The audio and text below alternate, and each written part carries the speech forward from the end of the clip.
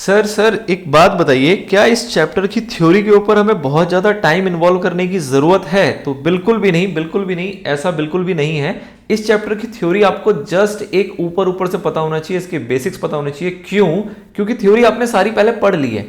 अब आपको थ्योरी बार बार पढ़ने की आवश्यकता नहीं है। उन्हीं थ्योरी को आप देखेंगे कि अलग अलग तरीके से यूज किया जाएगा, रिपीट किया जाएगा। तो उसके लिए जब हम एनालिटिकल क्वेश्चंस की प्रैक्टिस करेंगे, जब हम क्वेश्चन आंसर सेगमेंट में जाएंगे, तो आपका थ्योरी हाई लेवल का वहां पे कवर हो जाएगा और बेसिक लेवल का आप ऑलरेडी कर चुके हो। इसलिए थ्योरी के अपन बहुत ज्यादा टाइम वेस्ट नहीं करेंगे। तो इस पर्टिकुलर पार्ट के अंदर हम कवर करेंगे जो भी फीचर्स हैं, एडवांटेजेस हैं, फंक्शंस हैं, लिमिटेशंस वगैरह हैं, जनरल के बेसिक्स जितने भी हैं वो सारा का सारा हम छोटे से पार्ट के अंदर सारा का सारा निपटा देंगे। थोड़े से क्विक मैनर में करेंगे। क्यों? क्योंकि रिपीटेशंस ना आपको पसंद है ना मुझे पर्सनली पसंद है, और ये सारी वो चर्चाएं हैं जो कि हमने पीछे ऑलरेडी कवर कर ली है, बस उसी को सजा के आपके सामने रखा जा रहा है, नथिंग एल्स। ठीक है, तो सबसे पहला पार्ट आता है आपका फीचर्स या फिर कैरेक्टरिस्टिक्स ऑफ जर्नल। क्या फीचर्स हैं, क्या खासियत है, क्या सुंदरताएं हैं जर्नल की, जो भी आपने अभी तक सीखा। तो हमने देखा कि भैया जर्नल के अंदर बुक्स, जो जर्नल के अंदर रिकॉर्डिंग है वो फर्स्ट ऑफ ऑल की जाती है। मतलब बुक्स ऑफ अकाउंट में जो पहली एंट्री है, पहला ट्रांजैक्शन जो रिकॉर्ड किया जाता है वो किसमें किया जाता है? जर्नल के अंदर किया जाता है। इसी वजह से इसको बुक ऑफ ओरिजिनल एंट्री भी कहते हैं। ये इसकी पहली बात हो गई। दूसरी बात कि जो भी हम जर्नल के अंदर रिकॉर्ड करते हैं इसी के बेसिस पे हम सब्सिक्वेंटली ट्रांसफर कर पाते हैं कहां पे? लेजर के अंदर अपने ट्रांजैक्शंस को। अगर जर्नल ना हो तो लेजर का होना काफी समस्याओं से घिर जाएगा, काफी संकट में आ जाएगा लेजर हमारा। क्यों? क्योंकि लेजर जो है वो पूरी तौर से डिपेंडेंट है किसके ऊपर? जर्नल के ऊपर। नाउ जो जर्नल है हमारा, ये डेली अकाउंटिंग रिकॉर्ड है। इसको हम एक्यूमुलेट नहीं करते हैं, हर दिन के ट्रांजैक्शंस को हर दिन रिकॉर्ड करके चलते हैं, और वो भी क्रोनोलॉजिकल ऑर्डर के अंदर। तो हमारा ये डेली अकाउंटिंग है, इसको हम एक्यूमुलेट नहीं करते हैं, डेली रिकॉर्ड करते हैं। आप कच्चे खाते बनाते हैं, अगर मेमोरेंडम या वेस्ट बुक बनाते हैं तो आप वो बना सकते हैं, but still at the end of the day आपको सारे ट्रांजैक्शंस को रिकॉर्ड करना होता है। और ये जो रिकॉर्डिंग होती है ये होती है किसमें?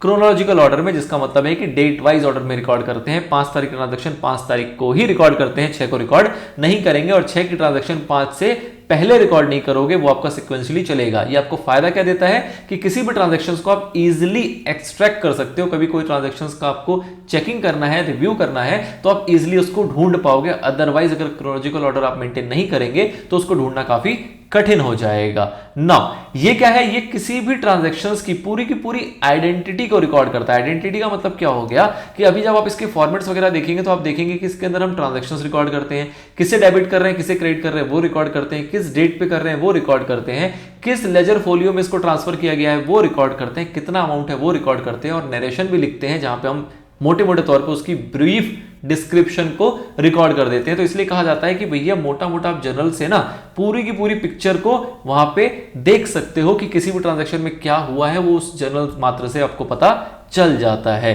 तो इसलिए कहा जाता है कि ये कंप्लीट पिक्चर प्रोवाइड करता है किसी भी ट्रांजैक्शन की। ठीक है सर, उसके बाद क्या इसके अंदर डेबिट क्रेडिट का एस्पेक्ट लेके चलते हैं? बिल्कुल सर, डबल एंट्री कर रहे हैं हम, तो double entry system of accounting के तहत हम डेबिट क्रेडिट का एस्पेक्ट भी मेंटेन करके चलते हैं। कहां पे? जर्नल में। ये भी इसकी एक खूबसूरती के अंदर आता है। उसके बाद इस ट्रांजैक्शन को, जो भी हम ट्रांजैक्शन रिकॉर्ड करते हैं उसको, जैसा हमने देखा कि उसका हम एक नरेशन लिख के चलते हैं। नरेशन बेसिकली क्या है? एक ब्रीफ एक्सप्लेनेशन है उस पर्टिकुलर ट्रांजैक्शन का, जो कि इसकी खूबसूरती को और एड ऑन करता है, जिसके अंदर वो बताता है कि भैया हमने नरेशन भी लिख दिया है, हमने ब्रीफली उसको डिस्क्राइब भी कर दिया, ताकि कल को 2-4 साल 5 साल 10 साल के बाद भी अगर कोई ट्रांजैक्शन को ओपन करके देखे तो उसको समझ में आ जाए कि क्या रिकॉर्ड किया गया था, क्यों रिकॉर्ड किया गया था, क्या घटना घटी थी, क्या ट्रांजैक्शन हुई थी, वो उसको मोटे तौर पे वहां पे पता चल जाता है। ठीक है सर, उसके बाद क्या कंपाउंड एंट्री का सर कोई कॉन्सेप्ट है क्या इसके अंदर? आपने सीखा था पीछे के चैप्टर में कंपाउंड वाउचर। कंपाउंड वाउचर में आपने क्या देखा था कि जब एक से ज्यादा डेबिट या क्रेडिट हो किसी एक ट्रांजैक्शन के अंदर तो उसको हम कंपाउंड वाउचर कहते हैं। सेम तौर पे यहां पे कंपाउंड एंट्री पास की जाती है। कंपाउंड एंट्री का सर मतलब क्या हुआ कि सपोज आपने बिल्डिंग खरीदी है, बिल्डिंग खरीदी है कितने की? 50,000 रुपए की। और आपने क्या खरीदा सर? आपने मशीनरी भी खरीदी है। मशीनरी खरीदी है कितने की? ये खरीदी है आपने 10,000 रुपए की, और टोटल में आपने कैश पे किया है। कैश पे कितना किया है आपने? ऑब्वियसली दोनों को जोड़ेंगे 60,000 रुपए। तो कोई ऐसी ट्रांजैक्शन है जब आप रिकॉर्ड करते हो जहां पे आपने बिल्डिंग को डेबिट किया, आपने मशीनरी को डेबिट किया, तो मतलब आपने 2 अकाउंट्स को डेबिट किया और एक को क्रेडिट किया। इसका उल्टा भी हो सकता है कि आपका एक डेबिट हो और 2 क्रेडिट हो, और इसका उल्टा भी हो सकता है कि 2 या 2 से ज्यादा डेबिट हो और 2 या 2 से ज्यादा आपके क्रेडिट हो। मतलब कि एक डेबिट और एक क्रेडिट से ज्यादा अगर डेबिट या ज्यादा अगर क्रेडिट होते हैं तो उसको हम बोलते हैं कंपाउंड एंट्री। और इसकी भी फैसिलिटेट्स जो है वो करता है आपको कौन? जर्नल, मतलब जर्नल के अंदर ये स्कोप भी है कि आप कंपाउंड एंट्रीज भी पास कर सकते हैं, जो कि आप इसी चैप्टर में पास करना सीखोगे, उसको उस तरीके से रिकॉर्ड करना सीखोगे। तो this is the another feature of journal. ठीक है सर। नाउ फंक्शंस की बात करें सर, तो इन्हीं बातों को आप घुमा फिरा के फंक्शंस में लिख सकते हो। जैसे कि पहला है क्रोनोलॉजिकल ऑर्डर, कि हाँ भैया ट्रांजैक्शंस को हम कैसे रिकॉर्ड करते हैं, डेट वाइज रिकॉर्ड करते हैं, क्रोनोलॉजिकल ऑर्डर में रिकॉर्ड करते हैं। दूसरा क्या है कि डेबिट क्रेडिट के एस्पेक्ट्स को ये लेके चलता है, कंसीडर करता है, क्योंकि double entry system of book keeping यहां पे फॉलो की जाती है। उसके बाद कि ये लेजर के अंदर पोस्ट करने का एक बहुत अच्छा बेसिस के रूप में काम आता है। बिना जर्नल के आप लेजर के अंदर पोस्टिंग अपना नहीं कर पाते, तो ये इसका एक फंक्शन आ गया। और उसके बाद और फंक्शन की बात करें कि इसके अंदर जो ट्रांजैक्शंस को रिकॉर्ड किया जाता है वो पूरी ट्रांजैक्शंस को रिकॉर्ड किया जाता है, और वो एक तरीके से आपका परमानेंट रिकॉर्ड के रूप में भी तैयार होता है। परमानेंट रिकॉर्ड का मतलब क्या हुआ कि जैसा कि पीछे हमने कहा कि अगर किसी को 2-4-6 साल के बाद भी आके उस ट्रांजैक्शन को रिव्यू करना हो तो वो कर पाएगा और वो समझ पाएगा। क्यों समझ पाएगा? क्योंकि ये कंप्लीट रिकॉर्ड है। कंप्लीट रिकॉर्ड का मतलब कि क्या आपने डेबिट किया वो लिखा, क्या आपने क्रेडिट किया वो लिखा, कितना अमाउंट इन्वॉल्व है वो लिखा, और उसके बाद आपने ब्रीफली एक्सप्लेन भी कर दिया बाय वे ऑफ नरेशन। तो इसलिए किसी के लिए भी इस पूरे ट्रांजैक्शन को समझना बहुत आसान हो जाता है, क्योंकि इसके अंदर सारी की सारी चीजें कवर कर दी गई हैं। तो this is the functions of journal. Now next point आता है, अगर एडवांटेजेस के रूप में बात करें तो एडवांटेजेस के रूप में क्या हो सकता है, तो हमने देखा कि एडवांटेजेस में हमने पीछे जो हमने बात की थी, हमने क्या बात की थी कि भैया जो जर्नल के अंदर रिकॉर्डिंग है ना, ये नेसेसरी नहीं है। Although it is not necessary to maintain a journal and the transactions can be recorded directly into ledger, a journal still used to be the following reasons. मतलब कि एक ट्रांजैक्शन को हम क्या सीधा लेजर में रिकॉर्ड कर सकते हैं क्या? तो प्रैक्टिकली ऐसा नहीं किया जाता। क्यों? क्योंकि जर्नल के इतने फायदे हैं, ये जो फायदे अभी आप देखोगे ये इतने फायदे हैं, और ऐसे फायदे हैं जो कि आपको अगर लेजर में रिकॉर्ड करने जाओगे तो ये फायदे नहीं मिलेंगे। तो इसलिए अगर कोई ये पूछे कि क्या सर हम सीधा लेजर में पोस्टिंग कर सकते हैं, तो answer is yes, but subject to following problems. मतलब कि ये सारी दिक्कतें आपको फेस करनी पड़ेगी। क्यों? क्योंकि आप जर्नल नहीं कर रहे हो, आप सीधा सीधा कहां पहुंच रहे हो, लेजर के अंदर पहुंच रहे हो। तो दिस इज नॉट डाउट कि ऐसा नहीं कि इम्पॉसिबल है, बट उसके अंदर काफी सारी कठिनाइयां बच जाती है, और ऐसे चांसेस बढ़ जाते हैं कि जो आपका अकाउंटिंग इंफॉर्मेशन होगा वो गलत इंफॉर्मेशन कन्वे करेगा। क्यों? क्योंकि गलतियों के चांसेस जो हैं वो काफी बढ़ चुके होंगे जब आप एक स्टेप छोड़ चुके होंगे। तो ठीक है, चलिए जी। तो क्या है मोटे तौर पे इसको कहा गया कि क्या इसके एडवांटेजेस बनते हैं जिसके वजह से हम कहते हैं कि लेजर से पहले हम जर्नल से होके ही गुजरना पसंद करेंगे। तो पहली बात तो यहां पे क्या कह रहा है कि जो ट्रांजैक्शंस को हम एंटर्ड करते हैं जर्नल के अंदर, वो कब करते हैं? जब वो ट्रांजैक्शन आपकी होती है। अब जब ट्रांजैक्शन हुई तभी अगर आपने एंट्री कर दी तो भूलने की संभावना आपकी ना के बराबर हो जाती है। बट अगर आप जब लेजर में जाओगे तो लेजर को कब किया जाता है? लेजर को at the end of the month किया जाता है, या फिर at the end of any particular period. 15 दिन हो सकता है, 3 महीने हो सकते हैं, 6 महीने हो सकते हैं, वट एवर इट इज।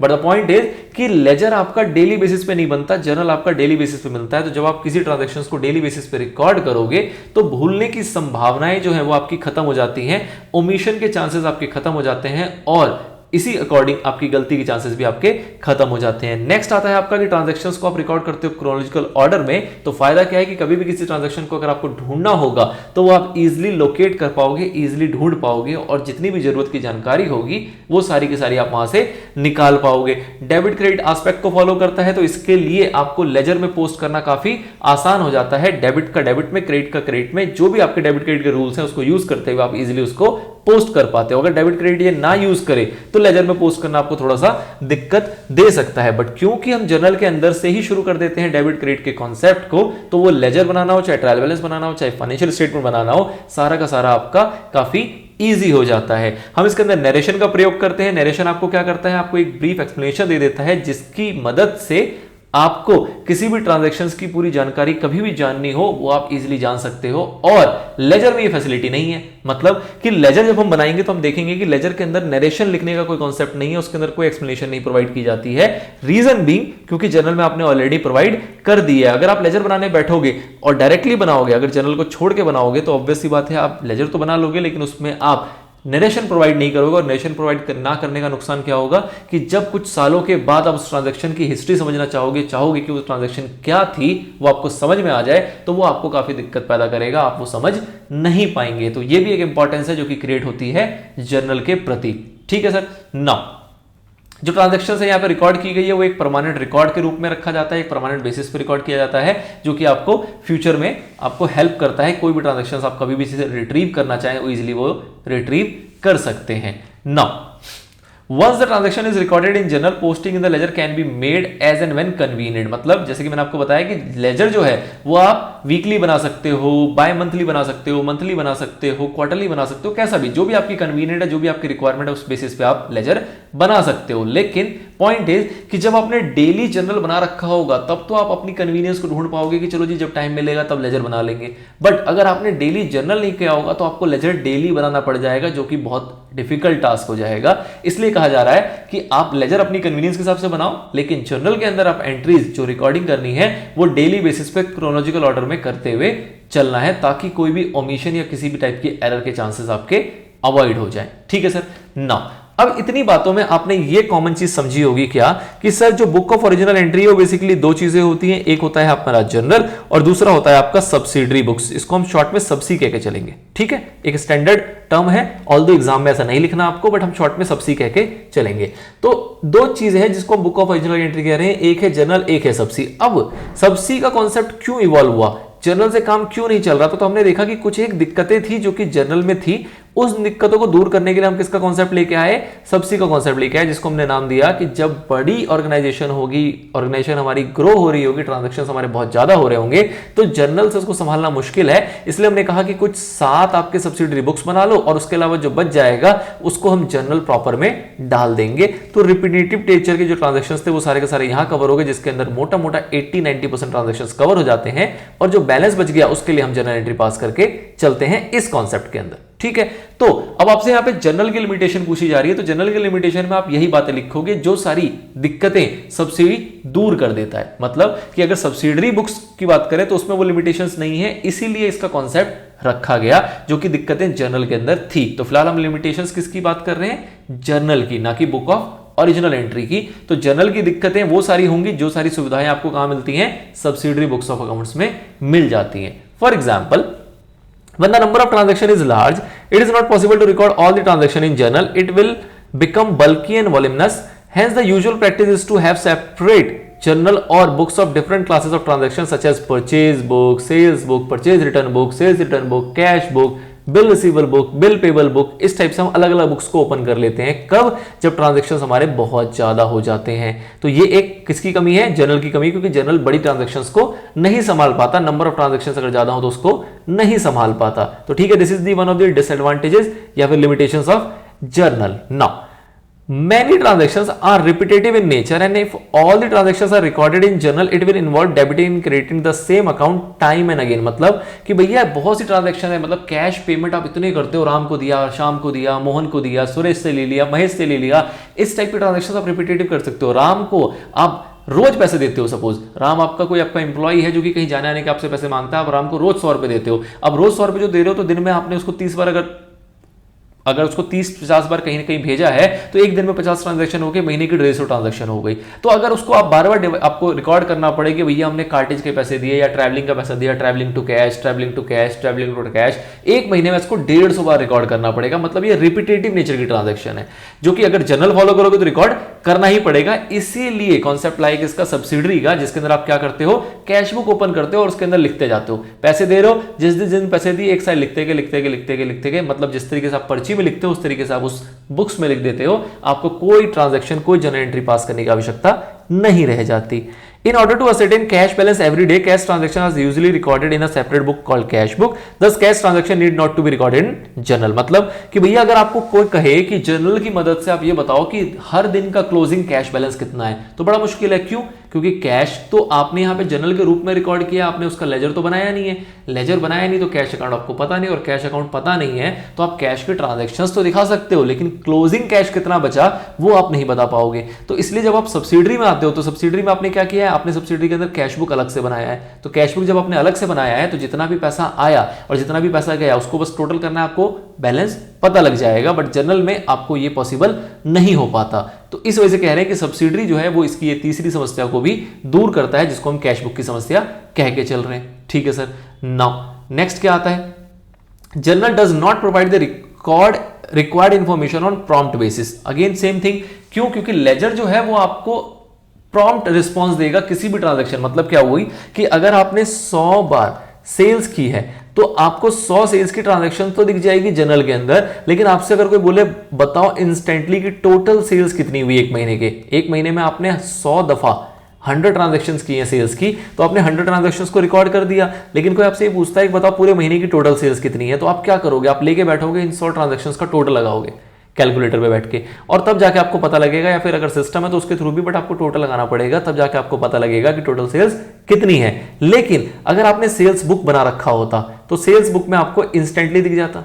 क्या जर्नल में कभी भी इंस्टेंटली नहीं दिखेगा? बिल्कुल दिखेगा। जब आप जर्नल की ट्रांजैक्शंस को पोस्ट करोगे कहां पे, लेजर के अंदर, तो जब आप लेजर बनाओगे तो उसके अंदर आप क्या बनाते हो, आप बनाते हो सेल्स अकाउंट। इस सेल्स अकाउंट के अंदर आपको वही इंफॉर्मेशन मिलती है जो आपको सेल्स बुक में मिलती है, बस फर्क कितना है कि सेल्स बुक आपका डेली बेसिस पे अपडेट होता है, सेल्स अकाउंट आपका आपकी कन्वीनियंस के अकॉर्डिंग होता है। जब आप जर्नल कंप्लीट कर लेते हो तो किसी एक दिन बैठते हो और सारी ट्रांजैक्शंस को उसको पोस्ट करते हो कहां पे, लेजर में, ताकि आपको एक रिजल्ट पता लगे। तो sales account is there, but ये डेली बेसिस पे नहीं बनता, इसलिए आपको ये प्रॉम्प्ट रिस्पॉन्स नहीं दे सकता है। एज एंड व्हेन रिक्वायर्ड आपको आपकी इंफॉर्मेशन प्रोवाइड नहीं कर सकता लेजर। लेकिन जो बुक्स है, जो सब्सिडरी बुक्स है, ये आपको कर सकते हैं। क्यों? क्योंकि जैसे आप जर्नल डेली बेसिस पे बनाते हो वैसे ही आपको सब्सिडरी बुक्स भी डेली बेसिस पे बनाने होते हैं, इसीलिए इसको बुक्स ऑफ ओरिजिनल एंट्री कहा जाता है। तो इसलिए कहा जा रहा है कि जर्नल जो है वो आपको प्रॉम्प्ट बेसिस पे रिक्वायर्ड इंफॉर्मेशन नहीं दे सकता। तो कौन दे सकता है सर? आपको सब्सिडरी बुक्स ऑफ अकाउंट दे सकते हैं। तो this is the advantages of subsidiary books of account and you can say the limitations of journal. ठीक है, तो these are the basic things, जिसके अंदर हमने देख लिया कि क्या खासियत है, क्या अच्छाइयां हैं जर्नल की, और क्या उसके अंदर कुछ एक कमियां हैं जर्नल की, जो कमियां आपको दूर करता है कोई और अध्याय, कोई और चैप्टर, जिसको हम नाम देते हैं सब्सिडरी बुक्स ऑफ अकाउंट्स का। ठीक है, तो I hope these are the few basic, जो आपको एक गो थ्रू तरीके से मोटे तौर पे आपको क्लियर हो गया होगा। थ्योरेटिकली हमें चीजें पता होनी चाहिए, बट हाँ, इतना इसका वेटेज नहीं है कि हम इसी के अंदर डूब जाएं और डीप होके सारी थ्योरी को हम समझने बैठ जाएं, क्योंकि बहुत बेसिक थ्योरी है। और अगर आपके बेसिक पुराने क्लियर हैं 1 से 8 चैप्टर वाले, तो इनके अंदर आपको कोई ज्यादा समस्याएं देखने को नहीं मिलेंगी।